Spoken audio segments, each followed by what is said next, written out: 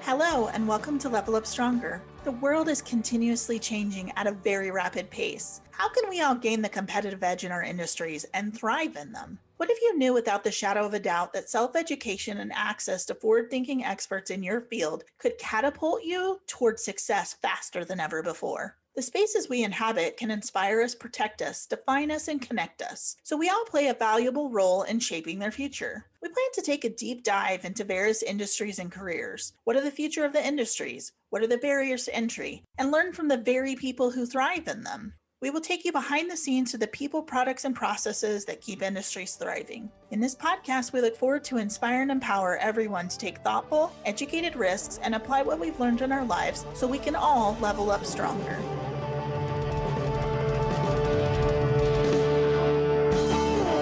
In today's episode, we have the pleasure of speaking with a panel of veterans to honor their service, as well as the service of all past and present members of the U.S. Armed Forces.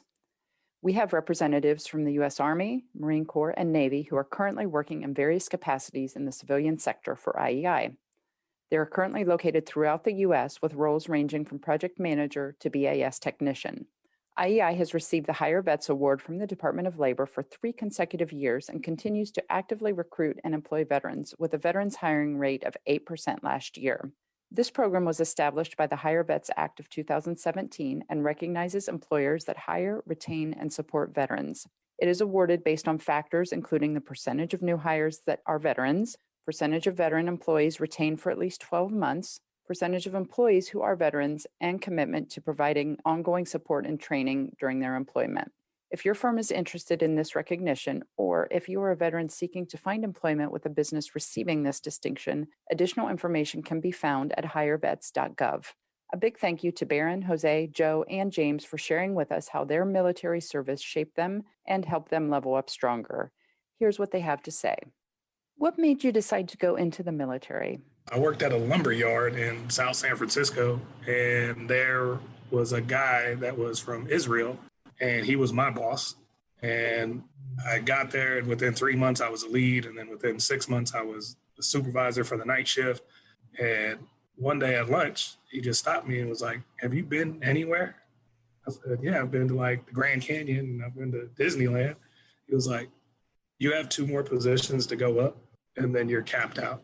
You're 18 and a half." He was like, "You have to go do something. You have to go find something else because this isn't it."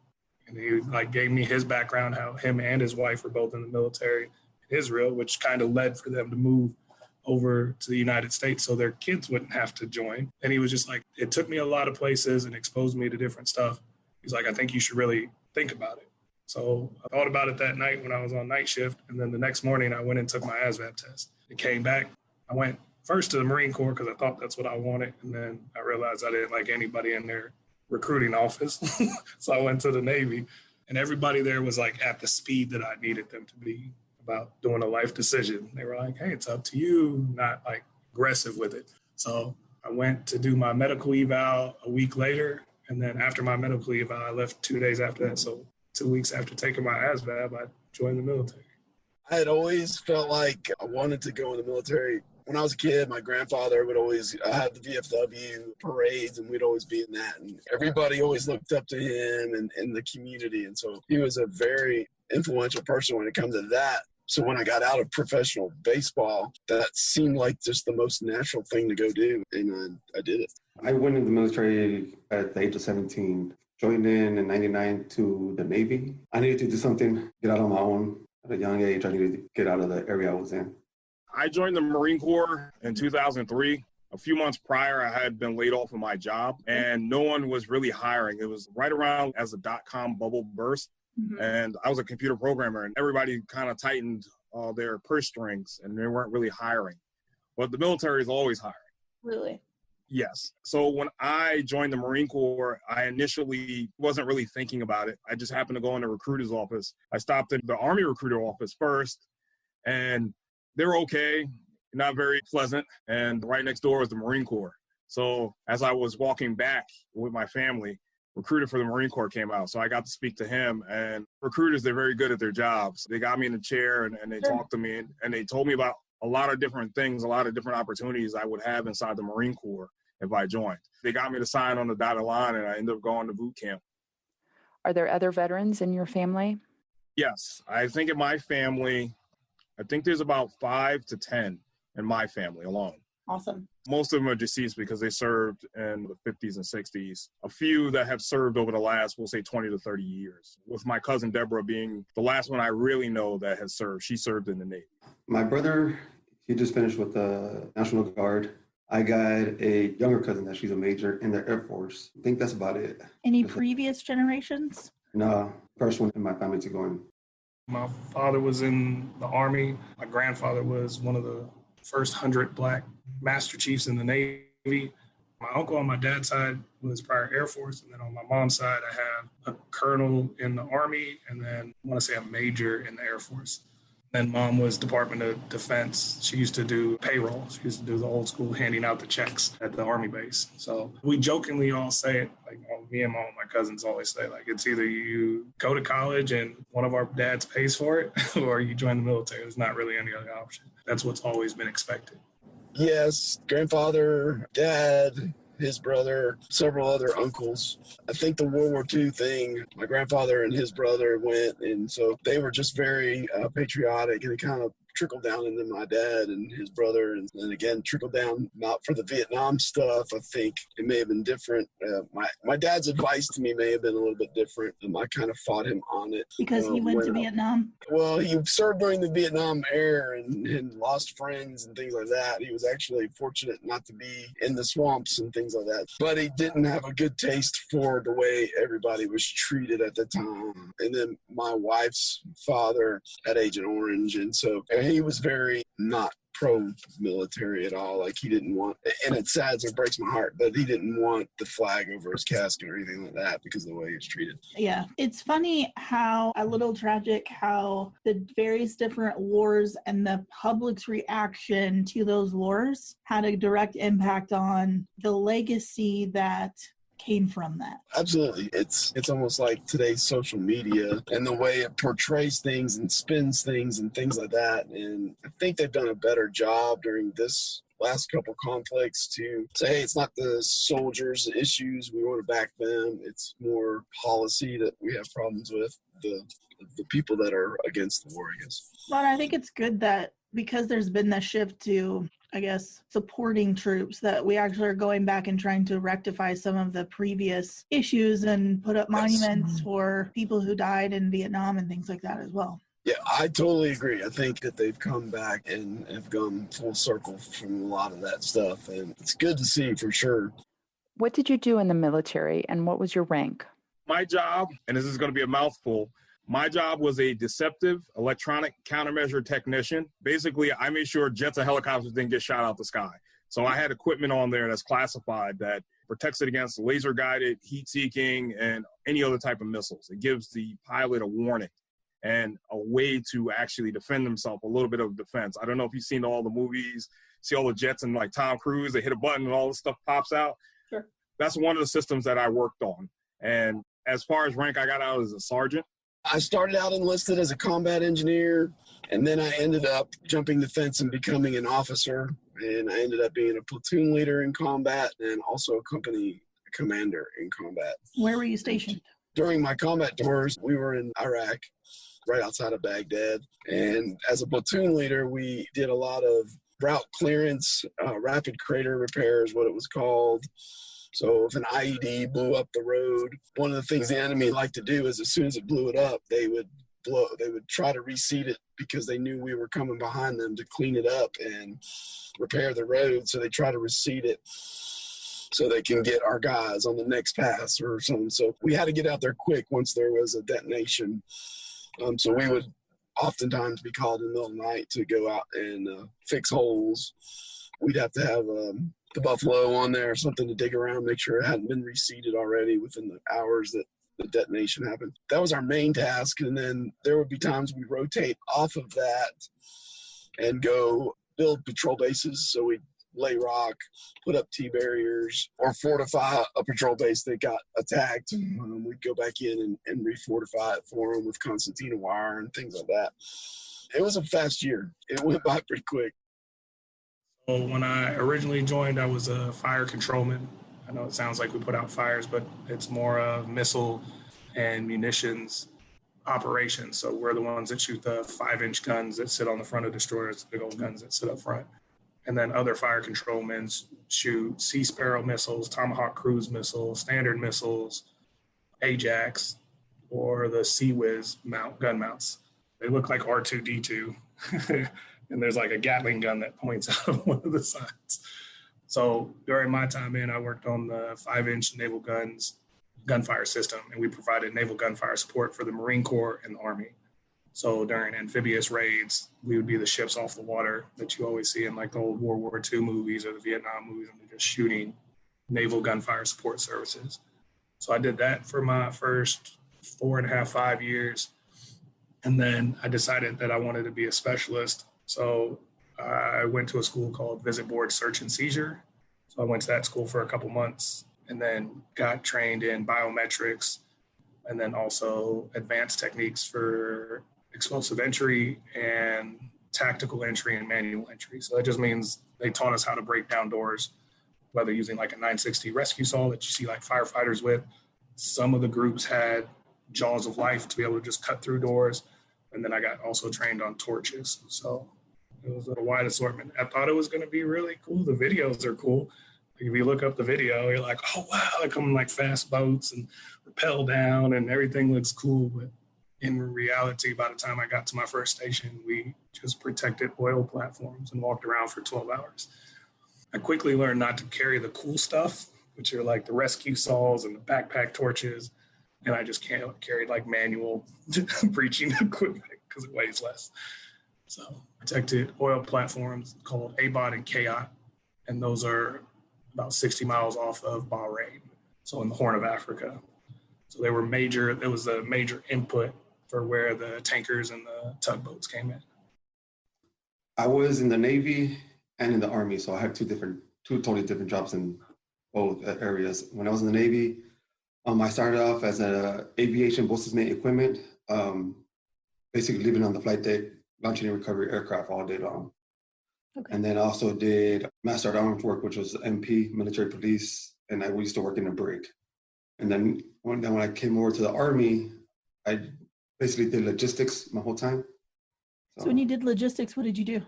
A little bit from delivering cargo, whatever anybody needed, to working in a warehouse, whether it was back home and supplying our battalion, our brigade, or it was downrange and we're the only warehouse downrange and we'll support a whole region worth of people.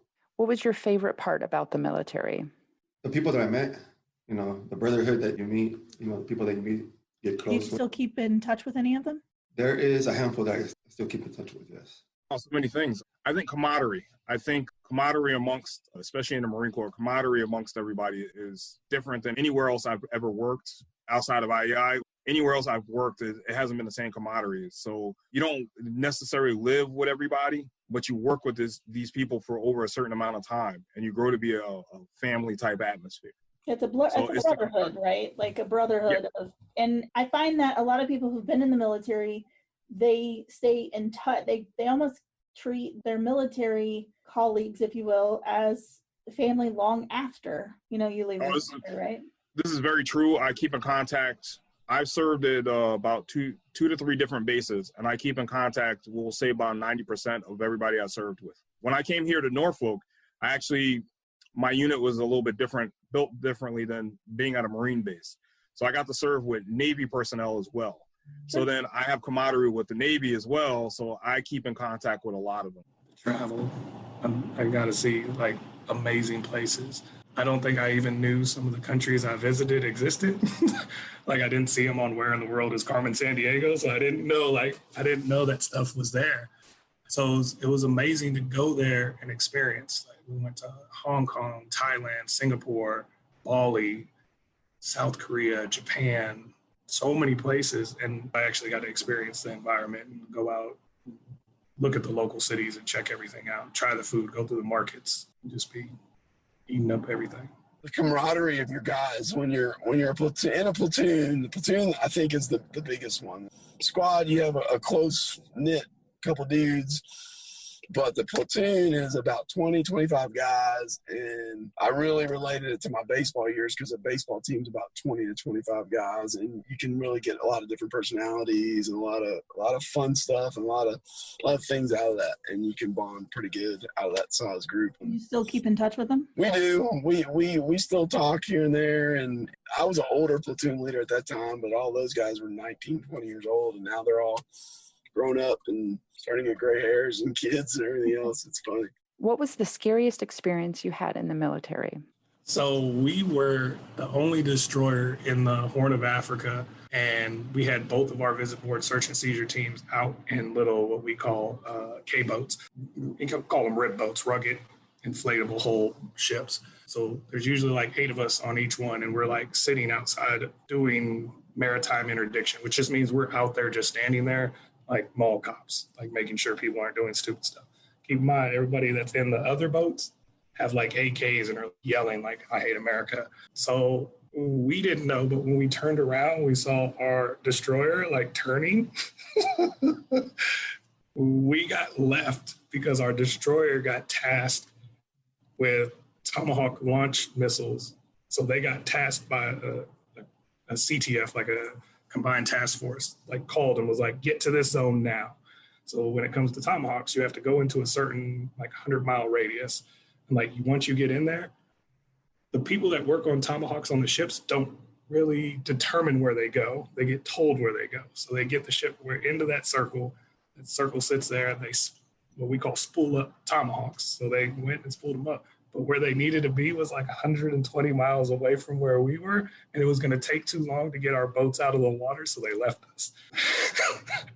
And we didn't have any boats really close to us, but it was by the time it got like 7 o'clock, it was getting dark, and we were just like, what just happened to us? Like, we just got left here.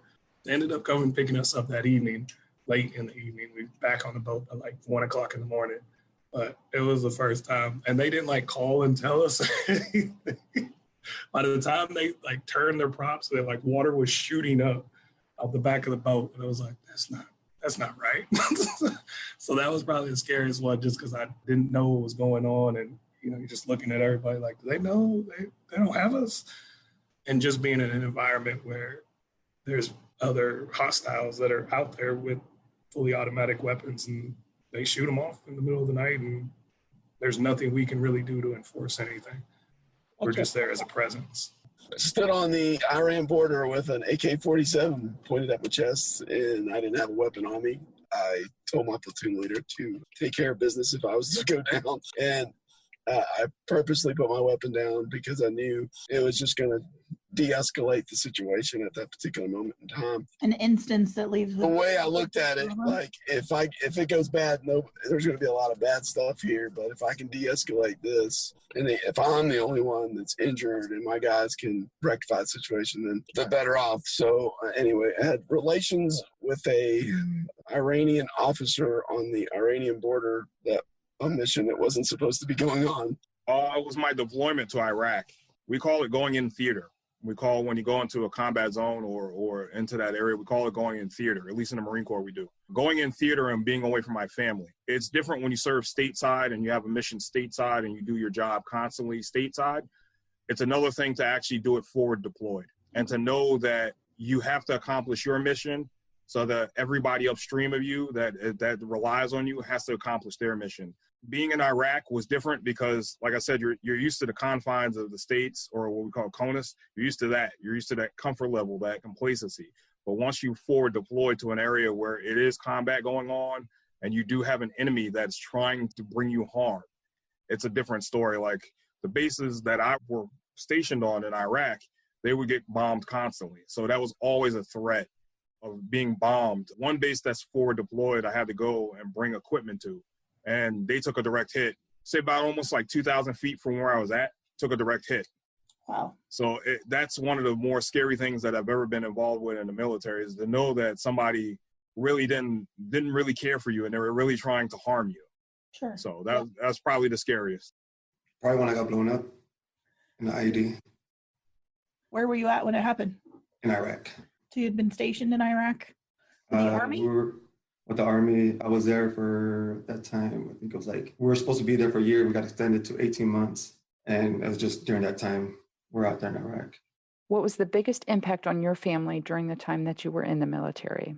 So on the negative side of that, it was very hard to come back after 3 years, 2 deployments, year and a half each of being gone just about for each one, of being married for 4 years and not really knowing your family or your kids. That was the negative side of it. And then the long road to trying to get to know each other again and things like that. Those were rough days. On the positive side of it, when you get over there and you really see the impact you're doing for some of the people that you're helping for other countries, even though you are definitely helping your country, because the more terrorism takes grasp in the other parts of the world, the more it's going to creep closer and closer to our country. So you've got to keep it at bay, and it's good to know that we had a little part in keeping it at bay.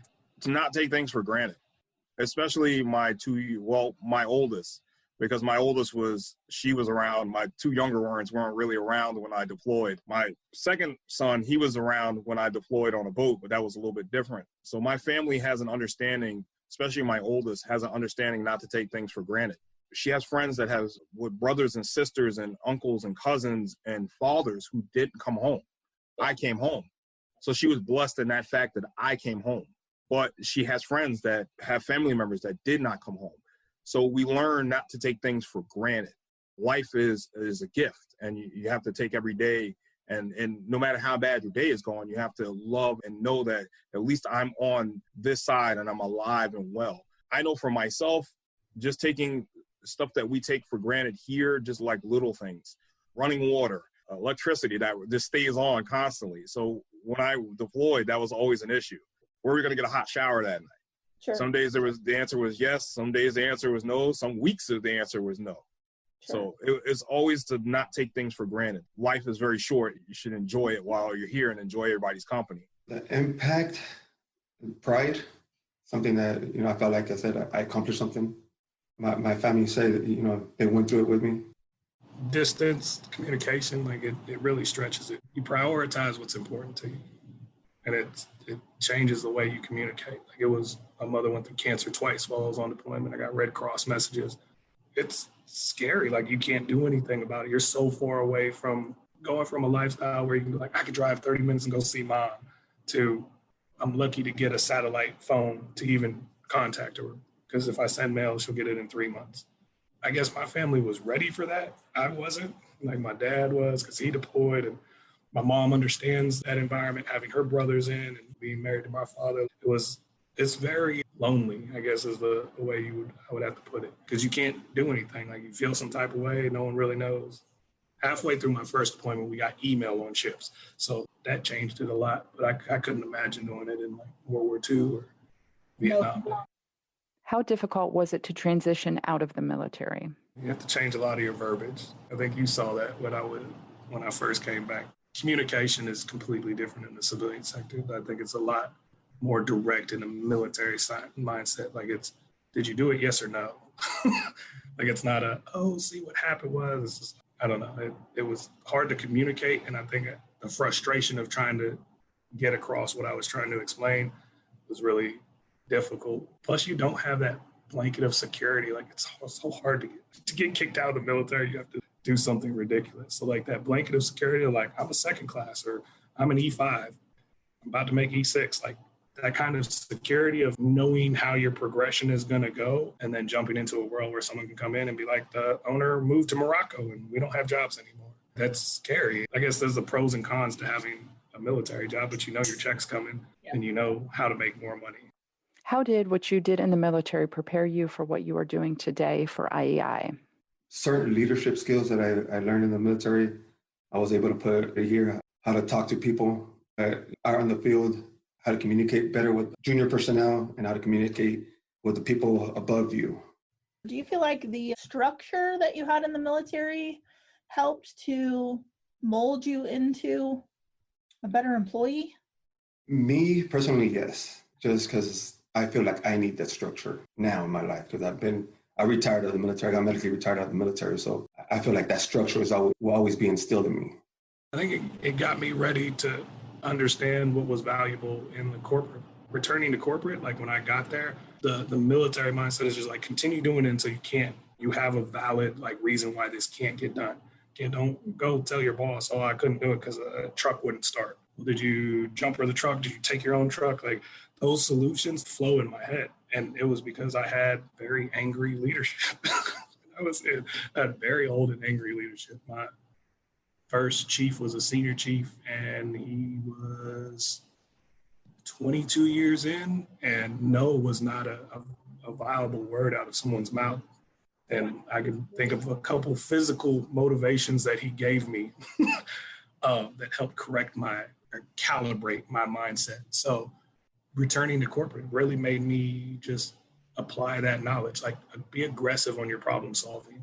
Like it doesn't have to be right, just at least move forward in some direction. So when that leadership comes and looks over your shoulder, like, why are you doing this? Be like, oh, I tried this, and this is all I had. I just needed to get this project done. So I had to stack all these pallets. He's like, the forklift's right there. You know what I mean? Like sometimes that happens, but at least people know that you're going to do everything possible and not come back with a mediocre response, being like, the hands up, shoulder up thing. Like, I don't know. Like, I think that's what it prepared me for.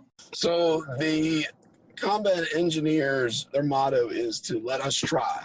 Secondly, part of that is they really don't take no for an answer. They're going to complete the mission no matter what. So there's many nights where you're like, go figure it out. Or as an engineer, you come up, there was a bridge blown up south of Baghdad, and they may say, hey, you need a plasma torch. We don't have a plasma torch. So you have to improvise. So I think the biggest thing veterans can bring from the military to the civilian world is the ability to improvise and think outside the box and figure out how to get a problem done without asking a bunch of questions on, hey, how can we do this? Do you have any ideas? So I think that's the biggest thing. We're bombarding our boss about a bunch of questions when really, if you just think outside the box for a few minutes, you can fix it. Anything else you would like to share about your service? I think it was a great idea. It was a great idea to join the military. I wouldn't take it back. Got experiences and exposures to different cultures, environments. Like I didn't even know. The biggest thing I think I learned is that I didn't even know there were so many different subset cultures in the United States, especially coming from California and being like, everybody's free, make your own opinion, do whatever you want. And then you meet people from Mississippi, like, if you don't go to church, you're the devil. Like completely drives it. And then we had guys from North Dakota, just had no idea about anything. Like just seeing that many different cultures and everybody, it's the strongest melting pot in boot camp because everybody now has to conform to one mindset, and that mindset is whatever branch you're joining. So they literally break down people into, I watch people cry and asthma out and just raise their hand and be like, I'm done, ring the bell, bye. So what gave you the fortitude though to make it through? My father would have murdered me if I didn't make it through. He would have dug a hole in the backyard and put me there. And my older cousin went through boot camp. I was just like, if that guy could do it, I could definitely do it. Because he can't even change the oil on a car. So I was like, this can't be that hard. But I think for me, you get to a point through boot camp and everybody hits those points at different spots through the sections. But mine was in our battle station. So it's the last week of boot camp and they're stressing you. They're sending you through firefighting. You're fighting, like actively fighting fires in a training environment. But firefighting, like full gear on, firefighting. And it was one of those moments where the guy in front of me, his name was Ness, he was like, I don't think I can do this anymore. Because we were in between the fires coming through the walls. We were on standby. He was like, I don't think I can do this anymore. And I remember like literally grabbing me like, hey, if you leave, I leave. I'm not leaving right now. And we've been friends since that. There was like a moment where you're just like, I can do this. I got this. I'm good. If you could tell me one thing you wish people knew about the military, what would it be? That we're people, that we're just not a uniform. We do have families. People think that the military people are just robots. For the most part, I can see why. But at the same time, people don't realize that we do have family back home. It's not like the movies. That's probably one of the biggest things. I think with a lot of the movies that we have that war movies or stuff like that, it's not that hard living, and that, especially for the Marine Corps, there's always sides to the house. There's always a mixture that makes your Army, your Marine Corps. So for example, the Marine Corps has an air wing, and that's the side I served on. But a lot of people don't know that.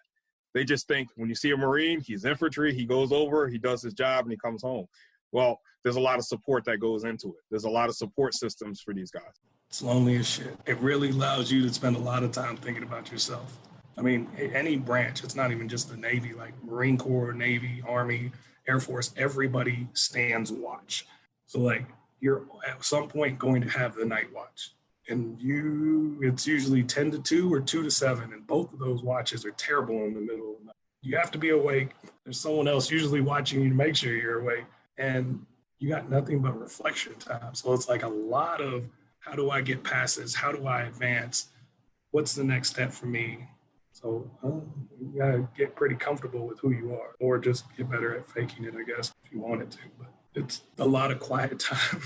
I think it's very rewarding.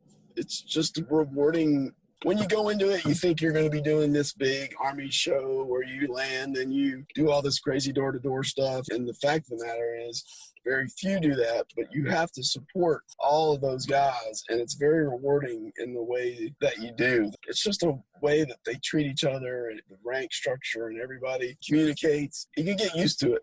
You can definitely get used to it. If there was one word that sums up your military career, what would it be? Satisfied. I'm satisfied with the way it went.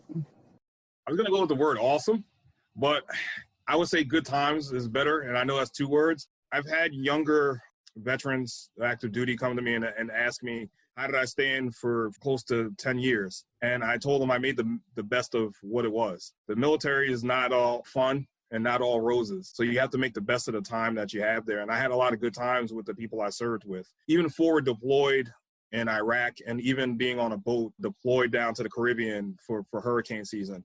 Like I was telling you earlier, you build a camaraderie, and you're on the boat or you're forward deployed with the same people every day. You become a family, especially on deployments. That deployment to Iraq, I became family with a lot of guys. I was already family with them, but then when they see you missing a first day of school like I did, they're there. Hey, we're going to be home soon. Don't worry about that. Hey, this is a birthday that you missed. Christmas. That was the first Christmas and birthday and stuff like that I missed. Sure. So they're there to lift you up, and it was a lot of good times. I'll say pride again. Okay. I'm proudful about my military career. I would say dynamic. There was so many things I was exposed to. I went from being a fire controlman, being in combat, air conditioning, working on a high-tech computer system, shooting guns, to outside doing vert reps or unreps, like shipping pallets back and forth from in between ships, and then next day hanging over the side, painting the side of the ship, to rolling out non-skid on the flight deck. There was so many different dynamics that played into making just one decent sailor. You have to have knowledge in engineering. You have to be able to walk into an engineering or engine room and know what you're looking at. Like, hey, that's the triple S clutch system. That's the gas turbine system right there. If it's fogged in there, this is activated. Then you need to do firefighter training. Like, there's so many different dynamics. It was never, hey, your job is to sweep the parking lot. It was be able to run every single component, every different division, and be at least proficient at it. You don't have to be perfect at it. I can't thank Barron, Jose, Joe, James, and others like them enough for their distinguished military careers and service to our country. We would also like to make sure the support and sacrifices of spouses, children, and other family members do not go unnoticed. We so much appreciate you joining us to share your experiences, and thank you for your inspiration to the next generation of service members.